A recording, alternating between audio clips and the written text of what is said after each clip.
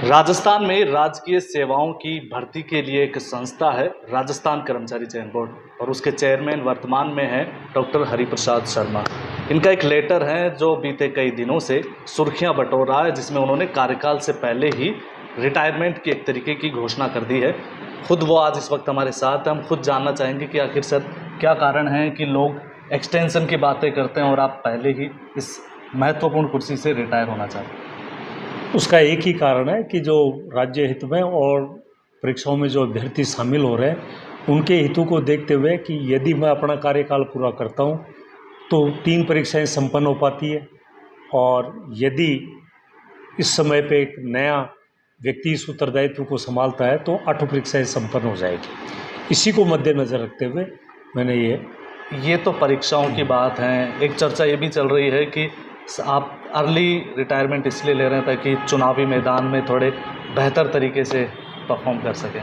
देखो, जब तक मैं इस पद पर हूँ तब तक इस बारे में कोई विचार नहीं किया और नहीं कर रहा हूँ। इससे फ्री होने के बाद मैं भी स्वतंत्र भारत का नागरिक हूँ। फिर कोई अगर ऐसा होगा तो उसके बाद की स्थिति है। सर, इस पूरे आपके कार्यकाल को देखा जाए, बाकी के जो तीनों चेयरमैन रहे उनके कार्यकाल की बात करें और एक अकेले आपके कार्यकाल में, उनसे लगभग 2 गुने काम करके आपने दिखाए। किस तरीके का एक्सपीरियंस था या फिर क्या विज़न लेकर आप इस कुर्सी पर बैठे थे कि जो बीते तीनों चेयरमैन नहीं कर पाए उससे कम समय में आपने वो परीक्षाएं आयोजित करवा दी?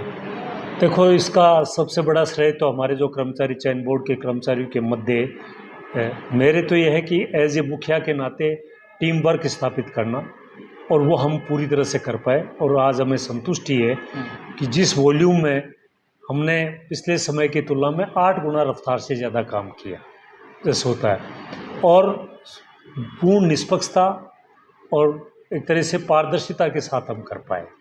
और इसका एक सबसे बड़ा श्रेय तो आपसी टीम वर्क को ही जाता है। हाँ सर, लगभग 100 परीक्षाएं आपने आयोजित करवाई, ज़्यादातर के रिजल्ट आ चुके सिवाय CHO। कब तक माना जाए, क्योंकि एक बड़ी तादाद है ऐसे अभ्यर्थियों की जो उम्मीद कर रहे हैं कि इसका जल्दी से जल्दी रिजल्ट आ जाए। इस मामले में भी प्रक्रिया पे जब निर्णय होगा तो निश्चित रूप से उम्मीद करते हैं जी जल्दी कुछ होगा। बाकी ये बात सही है कि हमने जो 100 भर्तियों का रिजल्ट भी निकाला और 22 पुरानी भर्तियाँ थी उनका भी हमने रिजल्ट को कंप्लीट किया जी। तो एक तरीके से हमने 122 भर्तियों के रिजल्ट की प्रोसेस को लगभग प्रक्रिया पूर्ण करती है। सर, जो भर्ती संस्थाएं होती हैं उनके ऊपर आज भी और पहले भी कई तरीके के आरोप लगते आए हैं, लीक को लेकर, पेपर लीक को लेकर। आपके ऊपर भी कई बार ऐसे सवाल खड़े किए गए, चाहे वो CHO भर्ती हो या फिर कई अन्य भर्तियों को, उसको किस तरह से डील किया जाए। और जो वर्तमान में जो चुनौतियाँ हैं, पेपर की जो भर्ती की लीक से रिलेटेड जो समस्याएँ हैं, उनको रोकने के क्या उपाय हो सकते हैं, जो आपका अनुभव कहता हो? देखो, इस संबंध में राज्य सरकार ने बहुत ही कड़े कानून बनाए इस संबंध में, तो उनका निश्चित रूप से फर्क पड़ेगा। एक दूसरा ये होता है कि भर्ती एजेंसी की सजगता और सतर्कता भी बहुत महत्वपूर्ण होती है। 2 तीसरी चीज़ होती है कि अगर कई बार कोई किसी सेंटर से कहीं छोटी मोटी गड़बड़ हो जाती है, उसको आजकल हाईलाइट बहुत किया जाता है, क्योंकि पेपर लीक एक बड़ा संवेदनशील मुद्दा हो चुका है। तो उसका निश्चित रूप से मैं कहना चाहूँगा, चूँकि इन ऐसी परीक्षाओं में सेलेक्ट होने वालों का जो प्रतिशत होता है वो 1 या 2% होता है, असफल होने वाले 98% होते हैं। वो उसको फिर बहुत हवा देते हैं जो असफल कैंडिडेट होते हैं। तो निश्चित रूप से इस प्रकार की गड़बड़ होनी नहीं चाहिए, ये सुनिश्चित करना भर्ती एजेंसी का भी काम है और संबंधित पुलिस और प्रशासनिक एजेंसीज का भी योगदान रहता है इसमें।